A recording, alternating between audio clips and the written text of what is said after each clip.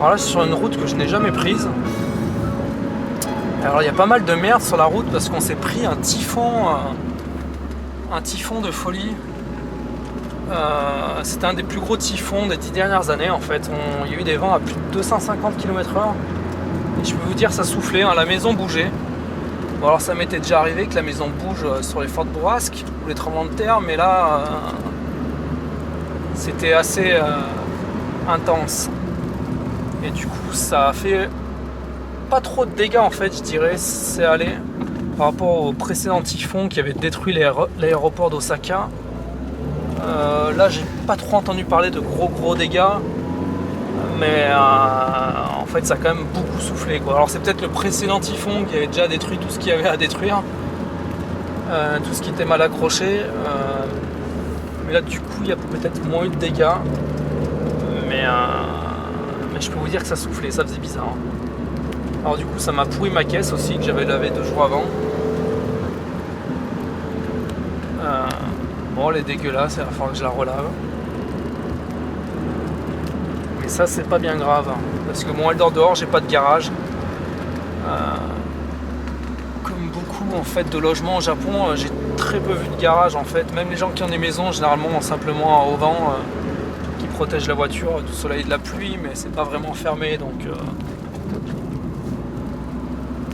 ça reste quand même exposé.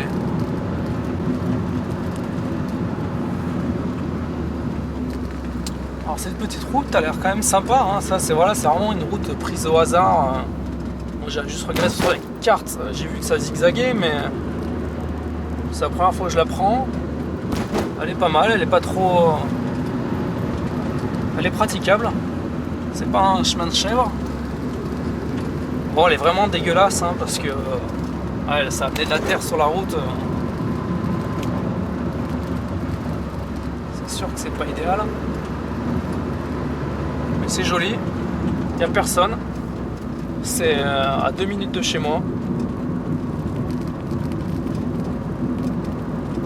En fait, je passe par là parce qu'apparemment il y a un observatoire en haut de la colline. Donc on va voir ça.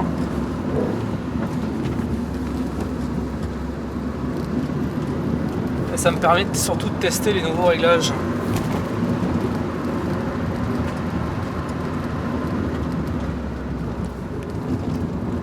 Voilà, la route est vraiment ravagée de petites branchages. C'est vrai que c'est un petit axe. Ça va pas être trop nettoyé ici, quoi. Je pense que ça sera le prochain typhon qui est annoncé pour ce week-end, qui va le nettoyer. Alors là, une petite chaise pour papy.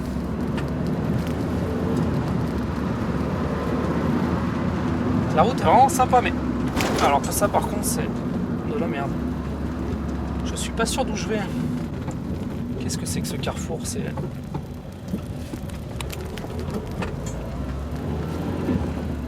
un marquage que je ne connaissais pas.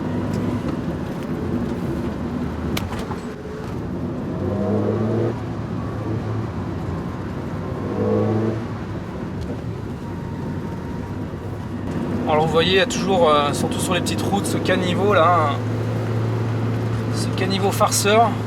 Bon là on le voit bien quand même. Il y a une belle bande blanche, plus la bande de crasse, et après le caniveau. Des fois c'est caché dans les feuillages. C'est pas mal, c'est magnifique cette forêt de bambou. Bon, je sais pas ce qu'on verra à la vidéo, mais je vous garantis que c'est dépaysant par rapport à l'Europe.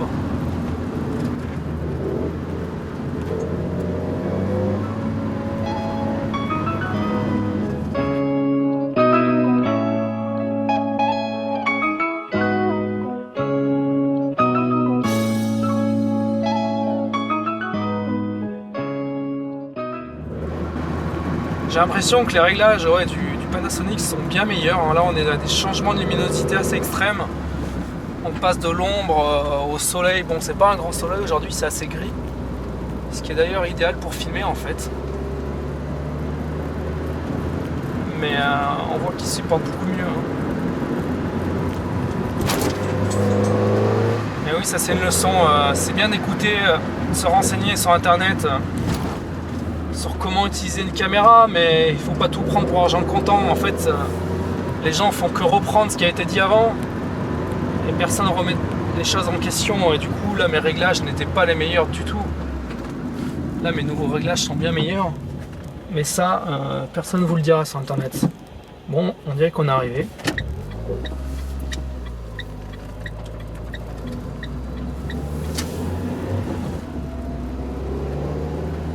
Ah oui, regardez ça.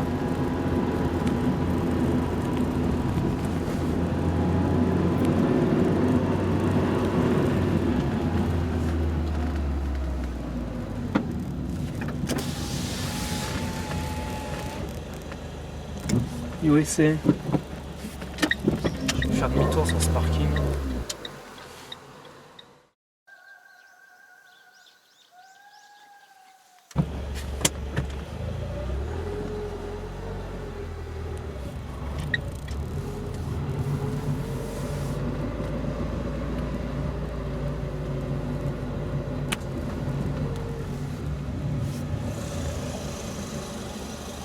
USA, NASA.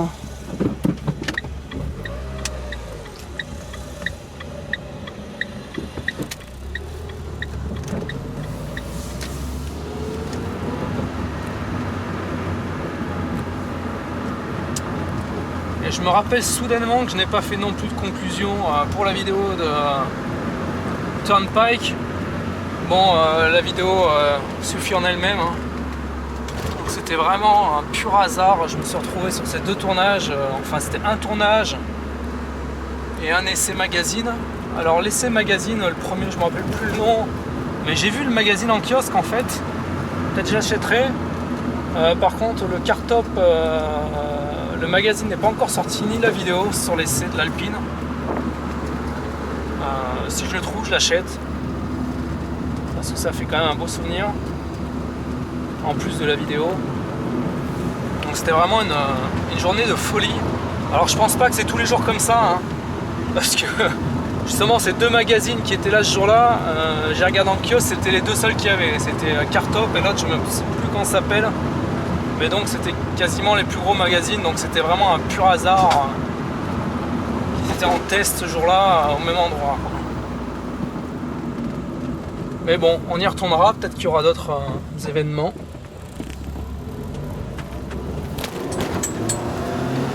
Parce que je referai la vidéo sur le Turnpike en entière, sur la route en elle-même, déjà la prise de vidéo au Panasonic. Juste pour référence. Mais bon, je ferai sûrement d'autres routes comme cette petite route là que je suis en train de faire. Route sans prétention, totalement inconnue, mais qui est magnifique. On passe dans la forêt de bambou. Donc je referai sûrement d'abord d'autres vidéos sur des routes moins connues en fait, qui sont autour de chez moi. Pour montrer que le Japon... il y a vraiment plein de belles routes. Et le but justement c'est de découvrir de la chaîne, là c'est un peu de découvrir les belles routes. Je viens de m'arrêter sur une route au pif, juste derrière chez moi. Et regardez-moi ça.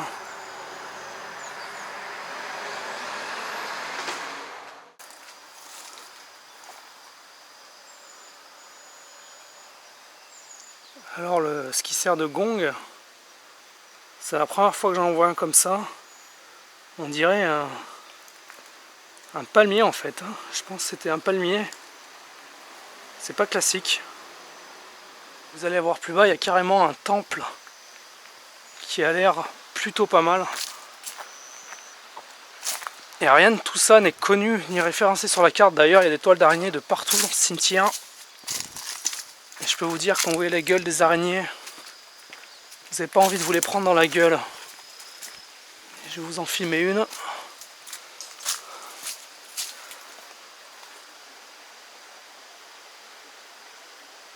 Voilà le genre d'araignée qu'il y a au Japon. Bon, elle est assez loin, elle paraît petite, mais ça donne pas envie de l'avoir sur soi.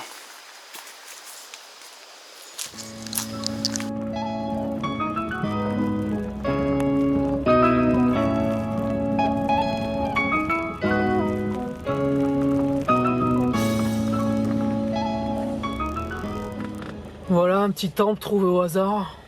C'est joli, c'est totalement inconnu. Alors au Japon, ils aiment bien tout gâcher avec des panneaux dégueulasses. Mais regardez-moi cet endroit, ça a l'air magnifique. On va y jeter un œil. C'est ouvert, on va rentrer.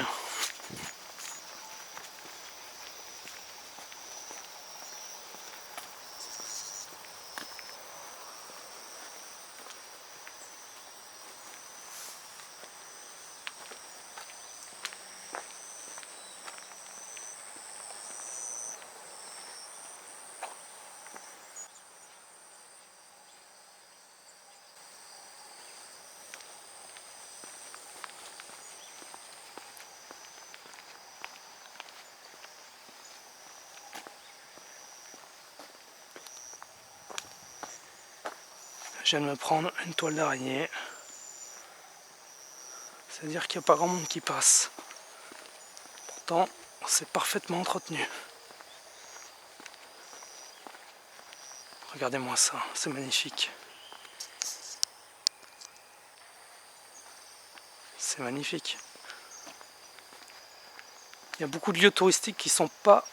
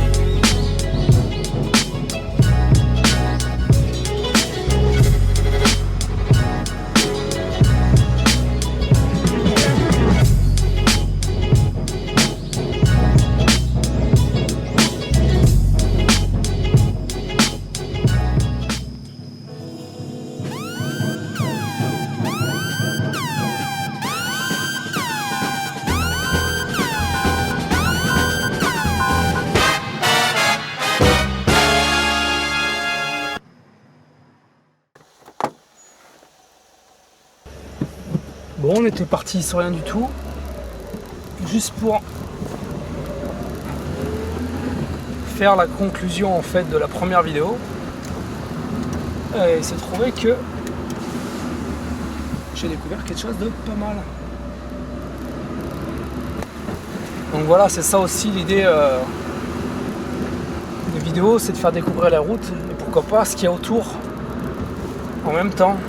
S'il y a des choses à visiter ou des choses à voir.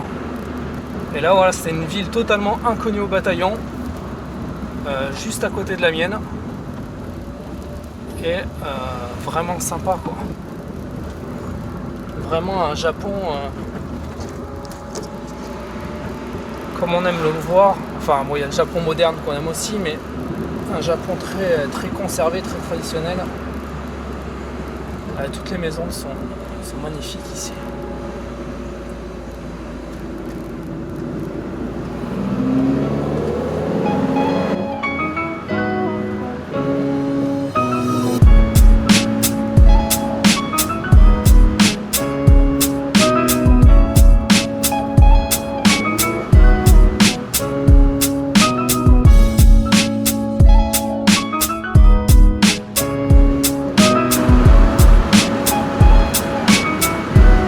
Allez, fin de cette vidéo, on rentre à la maison. Bon, je pense pas que ça fera une vidéo complète, hein, ça sera juste une petite hors-série de 5 minutes. Comme ça, pour voir qu'au Japon, on pouvait découvrir des choses vraiment sympas à chaque coin de rue. C'est vraiment en voyageant, pas forcément avec un but, qu'on découvre les meilleurs endroits en fait. On s'attend à rien et donc on n'en attend pas grand chose et c'est là qu'on découvre les meilleurs endroits, les meilleures routes. Donc mon conseil, voyagez, n'hésitez pas à aller là où vous n'êtes jamais allé, prenez la route et faites-vous plaisir.